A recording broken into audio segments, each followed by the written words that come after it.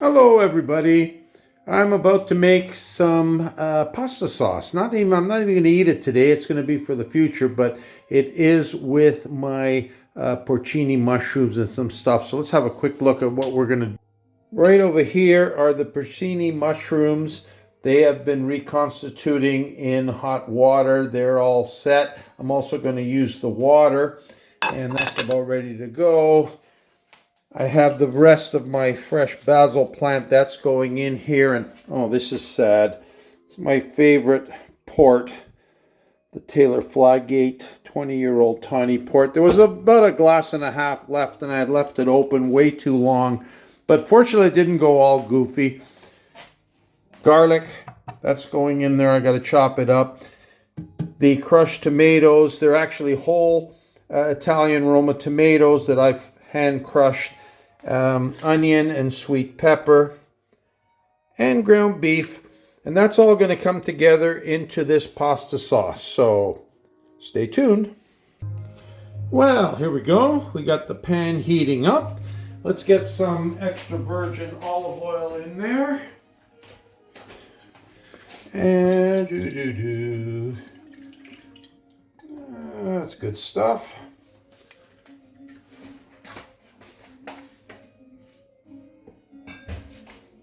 Okay, first thing, the onions and the peppers. They're going to go in there. I'm using red onions and sweet red pepper. That's going to have to start heating up and getting in there. We will definitely season as we go along. A little bit of salt, a little bit of pepper. I broke my pepper grinder, so I use my electric spice grinder to do that for me. A little pinch of pepperoncini for some spice. I always do that. And some thyme, because I do like thyme. Use it a lot. And okay, just by look, I'm looking here, we need a touch more olive oil. So we'll go and get a touch more olive oil. Here we go. As you can see, I do everything from locale or by eye. I use recipes basically as a guide of ingredients and a rough idea of proportions. And I cook very rustically, as you can see.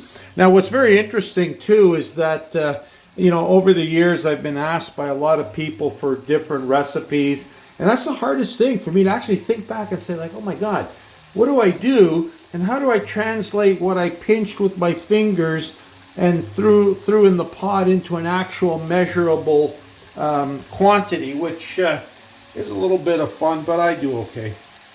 It works out okay. So let that stuff start sizzling up, and we're going to slowly start adding ingredients and then let it all come together, because if you've seen any of the other pasta sauces I've ever made, I always like to have the sauce on the wet side and let it slowly come together and burn off water, and that way the flavors all marry together and you end up with something particularly tasty. So, okay, if I can turn the heat down a bit, that's fine. That can go in here. Next thing we're going to add to that is going to be the garlic, which is all chopped up, but I don't like the garlic to burn. And we've got the stuff. Now, oh, yes, okay. Oh, it was very good with that glass and a half I had of that nice port, my favorite port that I had, so I'm in fine form. This, by the way, is I've got a little bit, just enough wine to throw in there. This was an actual nice, pleasant surprise of a Cabernet Sauvignon. Chilean? Yes, Chilean's Cabernet Sauvignon that I really liked. It was not very expensive, which is always a good thing. It's always good to not overspend with wine. Okay, it's starting to saute. The onions are changing color a little bit. The peppers are softening up. Let's throw in the garlic.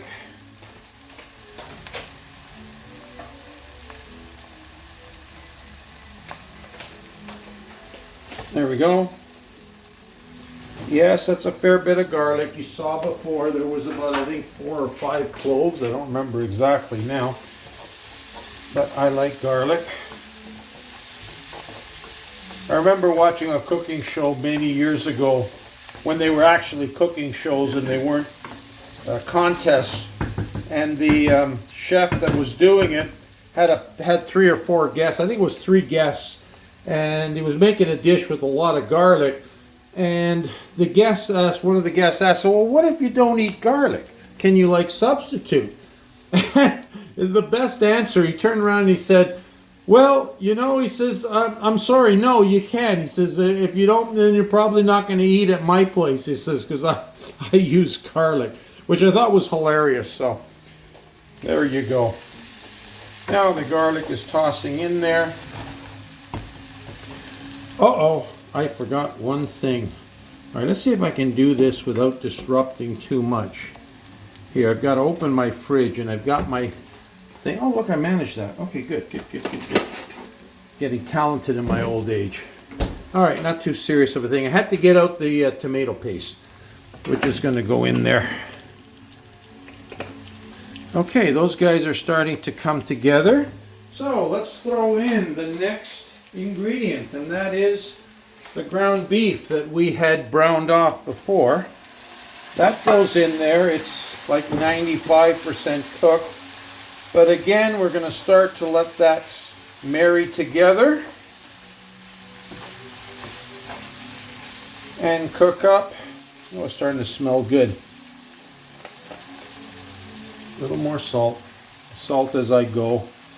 I don't want to over salt, and again, because I make things on the wet side and let it come together, it will always get saltier as it goes along.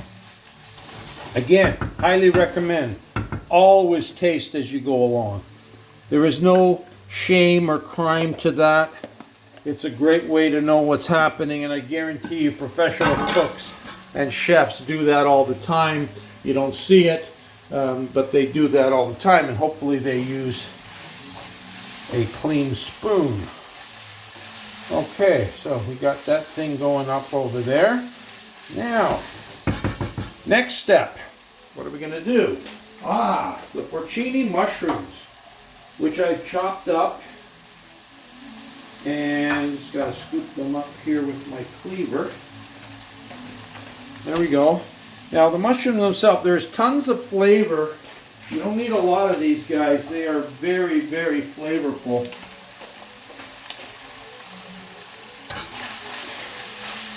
And let them get in there because we're going to use the water that they reconstituted in. And that, of course, is a great source of flavor. Oops, one tried to escape. Get back in there. All right. Now, what is next? As we let that sit up, and that's going to be the tomato paste. We've got a little bit left of this tube, which you can only use a little bit, just about the right amount. So that'll all go in there. I like my sauces on the richer side. A lot of people don't. That's a personal taste. You know, I like my pasta somewhat saucy. So we're going to put the tomato paste in there. Let it kind of cook away for a bit.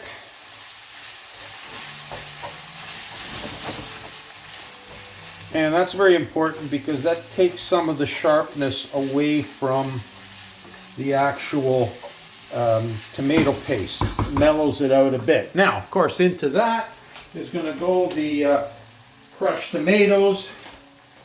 They're all done. Oh, there's a little bit of stuff in there. We're going to wash that out because we certainly don't want to waste. Now, I usually use a little more water than that, but I don't This time because I have the porcini water. Now the porcini water is super flavorful. When you pour it in, never go all the way to the end, for the simple reason is there's always sediment on the bottom. And you don't want that grit in there. You can maybe see it in there. So we'll do that by eye and let this all come together. Very, very liquid, as you can see. Now, that will, over a period of time, because I am not in a hurry, reduce. And I will definitely show you the finished product. Oh, look at that. A few little porcinis that were on the bottom. I can pull them up from the grit. Yes. Okay. Now, one last little shot is that little bit of wine. It's the perfect amount of what's left. That goes in there. And this wonderful concoction will now slowly simmer and come together. Now, I'm not going to show you all of that. I will come back with a final part on that. But that's it. That's how I do a one version of my porcini mushroom meat pasta sauce. And that's going to start simmering up in a while.